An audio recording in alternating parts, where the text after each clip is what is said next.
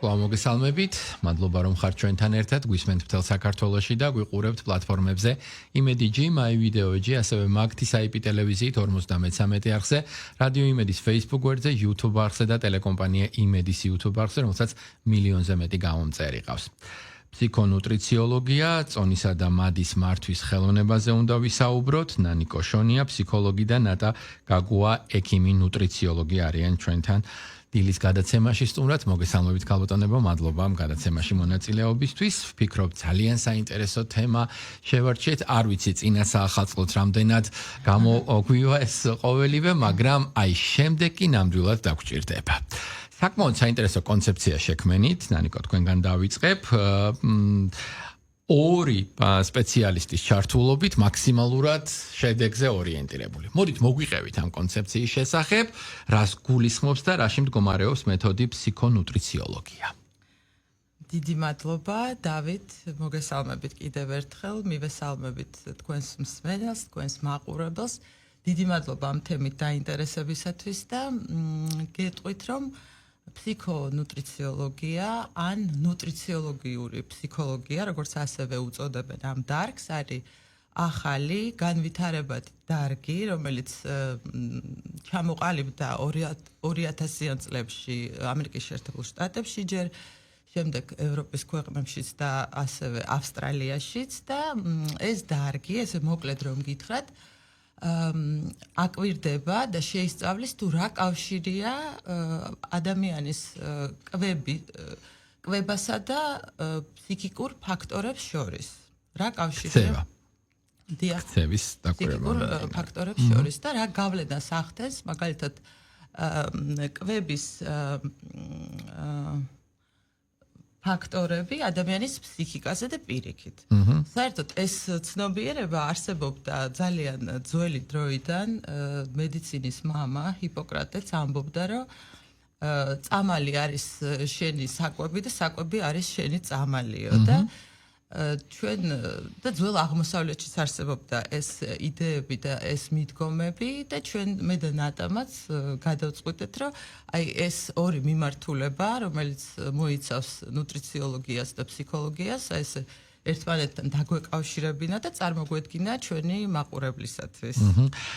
საინტერესოა შედეგის თვალსაზრისით, როგორ მუშაობს ეს ორი მიმართულება. ეხლა თუ გავითვალისწინებთ იმ რეალობას, რა რეალობაში ცხოვრობთ, ალბათ გარკვეულ კოლექტიურ მეხსიერებასაც, სამხრეთული ტიპის ქვეყანასაც და გადასარევ გასტრონომიულ შესაძლებლობებსაც, რომელიც ჩვენი ქვეყანა ქმნის, ხშირად ცხოვრებაში ერთხელ მაინც გვიწევს წოწონი მინიმუმ იმაზე, ვაიმე, ხომ არ მოვიმატე ზედმეტი კილოგრამები. საბოლოო ჯამში თუ მივალთ ფსიქიკასთან და მას ვკითხავთ, აბა შენ როგორ გინდა, როგორ მოვიქცე, ალბათ გარკვეული, ასე ვთქვათ, პასუხები იქნება. მოდით, ქალბატონო ნატა, თქვენ მითხარით ახლა, რატომ ხდება ასე, რომ ადამიანს უჭირს შედეგის შენარჩუნება და რამდენად, ვთქვათ, ხშირია ეს შემთხვევები. აკონტროლებს თუ არა ფსიქიკა სრულად ვთქვათ იმ მიმართულებას, რასაც ქვია დავიცვათ რაღაცნაირი ბალანსი კვებით პროცესში. ერთ-ერთი ძირითადი ინსტინქტია ჩვენთვის კვება. ამიტომ ძალიან მნიშვნელოვანია ჩვენი ცხოვრების გარკვეული ნაწილი დღეში მინიმუმ ორჯერ ვიკვებებით და უფრო ხშირად კიდევ მეტჯერ. ამიტომ აქ ფსიქიკის გარეშე საერთოდ ამ თემაზე ლაპარაკი არის ძალიან ზედაპირული. ფსიქიკა იმდენად მნიშვნელოვანი კომპონენტია, ოღონდ არაერთადერთი სამწუხაროდ, მაგრამ ძალიან მნიშვნელოვანი. მე როდესაც დავიწყებ მუშაობა ნუტრიციოლოგია, გამიმართლა იმ მხრივ, რომ ვარ თერაპევტიც.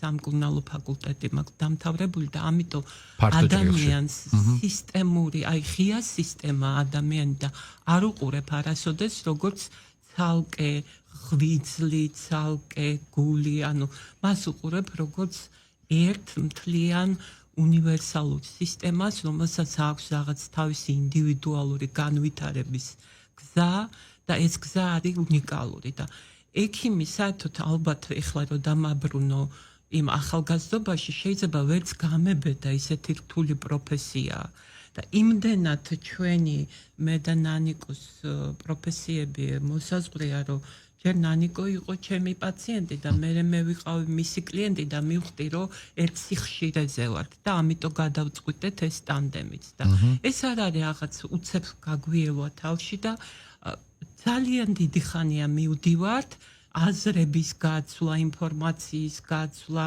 რაღაც და ჩემთვის ძალიან საინტერესო იყო ყოველთვის ფსიქიატრია, ფსიქონუტრიციოლოგიაზე ლაპარაკი, იმიტომ რომ ბევრი მუშაობდა ანორექსია და ბულიმიაზე, მაგრამ ეს მართლა ფსიქიატრების პრეროგატივაა და ჩვენ მერე ვერთვებით. ეხლა რაცაც მე და ნანიკო ვაკეთებთ, ეს არის უკვე პრევენციული მედიცინა და მომავლის მედიცინა, სადაც ფსიქოლოგიურად ადამიანი იმდენად მომზადებულია ამ რუტინული პროცესისთვის, ალიმენტარული ფაქტორი იქ არის მხოლოდ ერთ-ერთი, ანუ კვებითი. მე როგორც ნუტრიციოლოგი. როგორ ხდება ეხლა რომ ვთქვათ მოკლედ, რომ ადამიანს დაინტერესებს ალბათ მსმენელს მოდის პაციენტი და მე ამ ანამნეზის შეგროვების დროს ხვდები, რომ აქ მხოლოდ ერთი როგორც ექიმი ნუტრიციოლოგი ვიქნები ძალიან უმწეო მდგომარეობაში.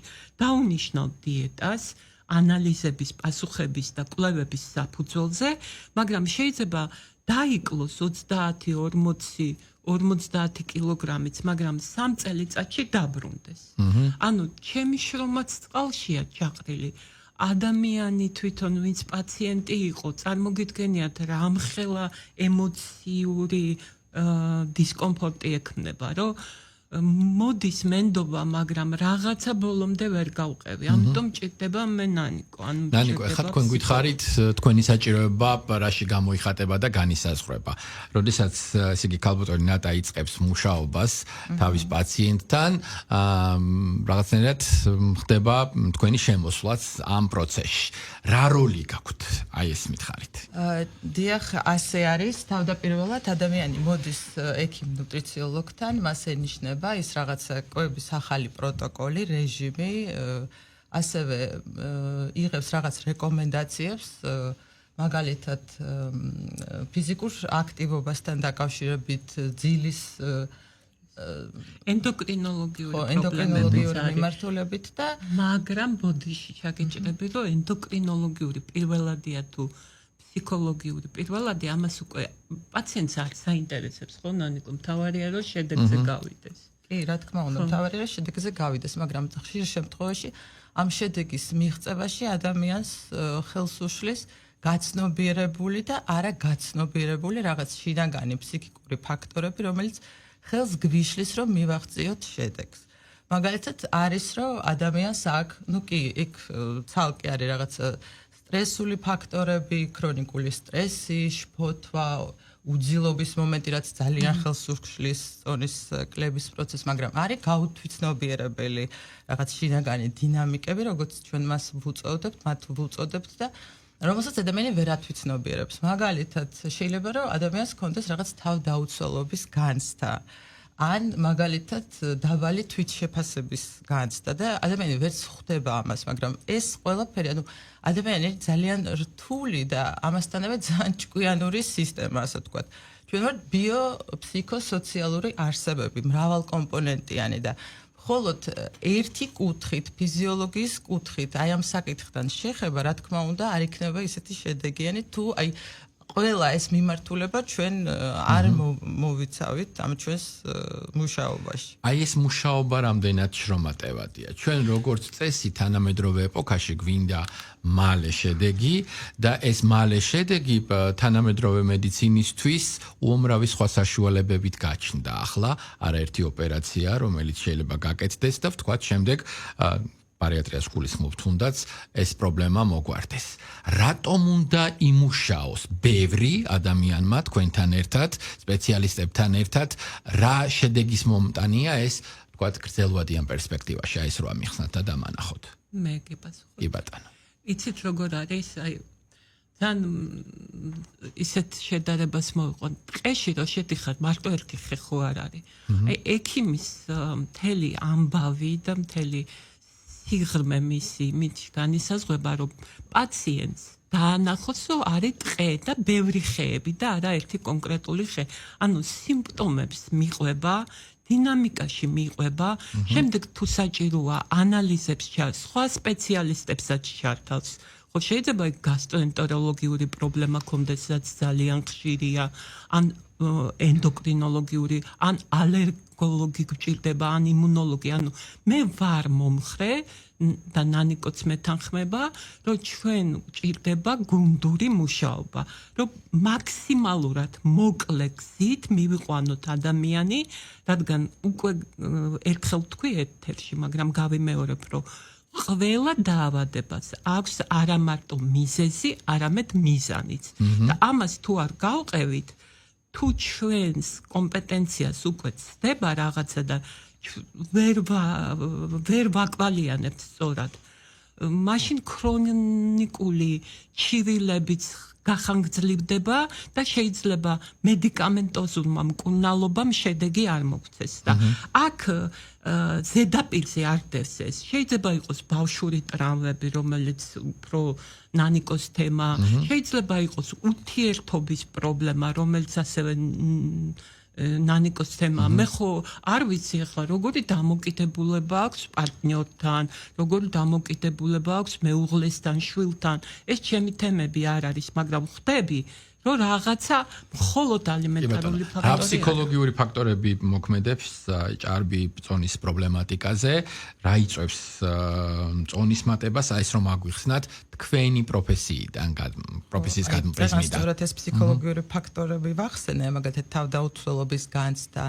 დაბალი თვითშეფასება, მაგრამ მინდა ინატას სიტყვებს გავუყვე, ასე ვთქვა და ვთქვა, რომ კონკრეტულად რაში მდგომარეობს ჩვენი მუშაობა.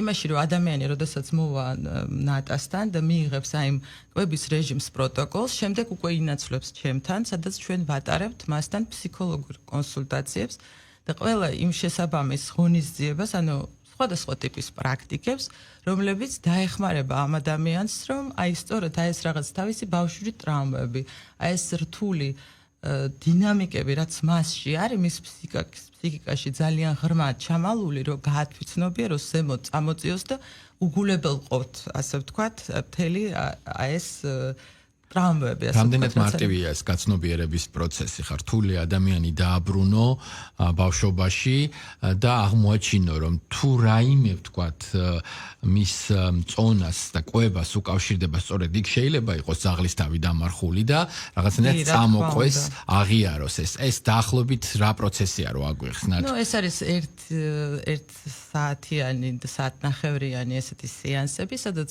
არის არაჩვეულებრივი ინსტრუმენტები, სხვადასხვა მეთოდებიდან, აი ჩვენ ასევე მინდოდა მეთქვა, რომ ფსიქოსომატიკის აი ამ ფსიქონუტრიციოლოგიის საფუძვლებთან ერთად, რომელიც დღეს არსებობს და განვითარებულია მსოფლიოში, ჩვენ მე და ნატამ ასევე ჩვენს მეთოდში შემოვიტანეთ ფსიქოსომატიკის მიმართულებაც ფსიქოლოგიასთან ერთად და არსებობს თანამედროვე ფსიქოსომატიკური მეთოდოლოგიები მსოფლიოში, თანამედროვე მიმართულება, ერთ-ერთი მაგალითად ასეთი არის ფრანგი ექიმი კლინიკური ფსიქოლოგი ჟილბერ რენო და აი ამ მეთოდებიდან ვიყენებთ იმ ინსტრუმენტებს, რომ აი ამ ჩამალული, ასე ვთქვათ, დინამიკების წამოწევა მოხდეს აი ამ სეანსების დროს, როდესაც ადამიანი თვითონ ინდივიდუალურად ათვითცნობიერებს რაღაც მოვლენებს, რაღაც შემთხვევებს მის ცხოვრებაში, რომელიც აქ განცდილი, რომელიც მას არ ახსოვს და უწევთ უტივტივდება და ახსენდება და სხვანაირად ათვითცნობიერებს და სხვანაირად აღიქვამს ემოციურ დონეზე ამ სიტუაციებს.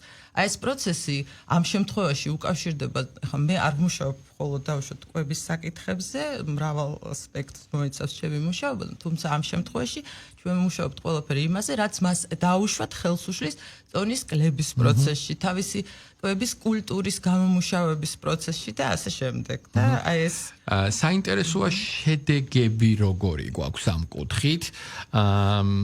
რამდენად თქვათ ხელშესახებია, რამდენად კმაყოფილები ხართ თავად თქვენ სპეციალისტები და უნივერსალური თქვათ აი ამ საბოლოო ფინალური ასე ვთქვათ მდგომარეობისთვის დაახლოებით რა დროა საჭირო თუ ესეც ასევე ინდივიდუალურია ვთქვათ კონკრეტულ ვთქვათ პაციენტს მორგებული.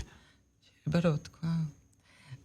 ეს ჩვენი მეთოდი ახალი დაბადებულია, ასე ვთქვათ, ჩვენ ის დავაარსეთ და ესეთი პრეზენტაცია ქონდა სულ ახლახანს 7 დეკემბერს, მაგრამ მე ჩემ გამოცდილებაზე შემიძლია ვთქვა, იმიტომ რომ თავის დროზე მე ვიყავი ნატას პაციენტი, ნატასთან დავიკელი წონა მრავალი წლის წინ და მინდა გითხრათ ასეთი რამ, რომ ჩემს შემთხვევაში მე მქონდა ძალიან სწრაფი ეფექტი, მიუხედავად იმისა, რომ მანამდე მრავალი წელი ძალიან მწვალობდი, ანუ ეს საკითხი მქონდა დაულაგებელი და ძალიან მოუგვარებელი და ნატა იყო ის ადამიანი, რომელმაც ჩემზე ეს ზემოქმედება აი სულ ვეუბნებოდი, რომ გარდა ფიზიოლოგიისა და ნუტრიციოლოგიური კომპონენტისა, რომელიც მე მომეცი ძალიან სწორად შედგენილი, უბრალოდ მე გამოცდილება მქონდა ძალიან ბევრ დიეტოლოგთან და ნუტრიციოლოგთან ვიყავი ნამყოფი, ძალიან ბევრი მეთოდი ვცალდი და ბევრნაირი დიეტები და კვების რეჟიმები და აი ნატას სიტყვამ და აი ამ სისტემამ, რომელშიც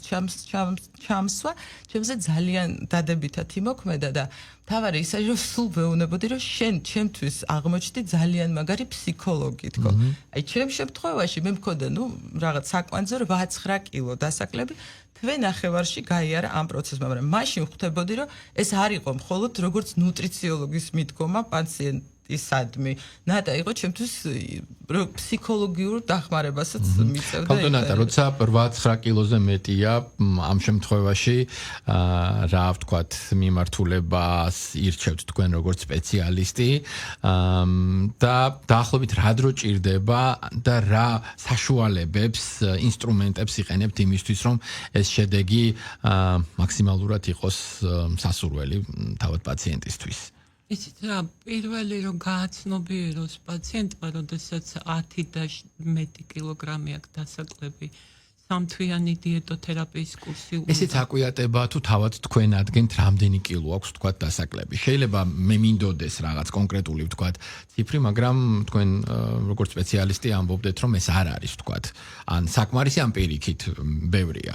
როგორ არის, იცით, არის სამედიცინო ნორმა, მაგრამ არის რაღაც პროფესიიდან გამომდინარე, მაგალითად ბალეტი, ცეკვა, ან მოდელი, სადაც ჭირდება სამწუხაროდ ძალიან მკაცრი ჩარჩოები და წელის გარშემო წერილობა, წონა კონკრეტული და პროფესია იმდენად უყვარს, რომ ვერთმობს ამას. და მაშინ კიდე ორი ის არის, რომ მკაცრი დიეტაც არ შეიძლება, მაგალითად სპორტში, მხატვრულ ტანვარჯიშში, იმიტომ რომ ვერ ასრულებს თავის ფუნქციებს. ჭირდება ენერგია უსაზღვრო, მაგრამ თან სასწორი ჯიუტად თავისას, აი აქ არის კორტიზოლური თემები, როდესაც დისტრესის დროს, შეზღუდულ დროში ითხოვს საერთაშორისო სტანდარტები რაღაცას, მაგრამ ადამიანი ისე შფოთავს, შეიძლება 800 კილოკალორიაზეც ვერ ikლებდეს, ეს გამოცდილება მაჩვენა ეგეთი რაღაცეები. და საერთოდ არ იყოს ალიმენტარული, ანუ კვებითი ეს წონის გაჯიუტება, ეგრეთ წოდებული პლატო. და საერთოდ იცით რა, მე მაგალითად ვთვლი, რომ მაინც ყველაფერი აქედან მოდის, იმიტომ რომ ჰორმონალური ფონიც როგორი იცვლება დღის განმავლობაში. ხლა მე რომ მოვდიოდი, რაღაც შფოთავდი და გული ამიჩქარდა ჰორმონალური, ანუ ჩემ წარმოსახვაში რაღაცა სათქმელი როგორ თქვა, როგორი იყოს საინტერესო, უკვე იწვევს ემოციას, ხო? და ამიტომ რა არის პირველადი არ ვიცი, ხლა რომ თავისუფალი დღე იყოს, ხვანაირად დავიწყებდი. ან აქ არ შეიძლება თქვა, რომელია კვეცხია თუ ქათამი, ანუ ყველაფერი ერთად როცა ხდება. ადამიანს ეძლევა იმის საშუალება, რომ ცოდნა მიიღოს სწორი, მისი ინდივიდუალური, აი, სხეული. შეიძლება უნდოდეს 40 კილოს დაკლება, მაგრამ მე დაგეთანხმოსო 25-იც საკმარისია მისთვის.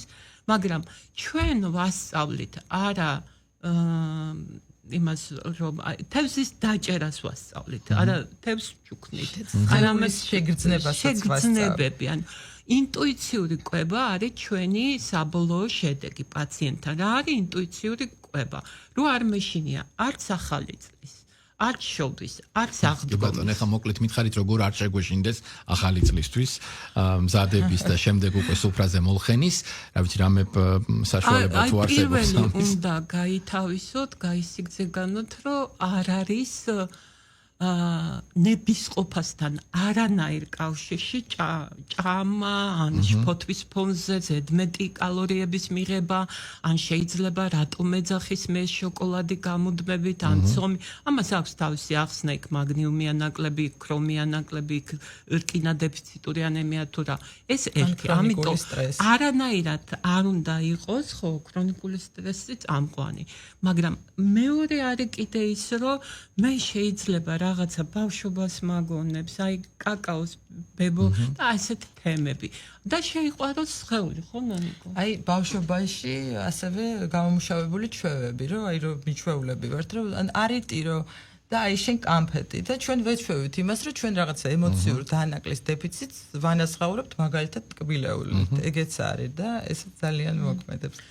ხო, აი ძირითადად უნდა დაიწყო იქიდან, რომ აი თვითგმემის პოზიციიდან უნდა გადახვიდე, რომ შენი სხეული იმდენი რესურსი აქვს ადამიანს, რომ ეს წარმოიდგინოს და შეუძლებელ შეძლებს და წონის კორექცია, რომელიც ჩვენი ერთ-ერთი მიმართულებაა და არა ერთადერთი, ზუსტად ამას, რომ ის რესურსი უნდა გამოიყენოს, რაც მას აქვს და ამაში ჩვენ დავეხმარებთ. დიდი მადლობა. წარმატებები მინდა გისურვოთ, იმედი მაქვს კიდევ შევხვდებით.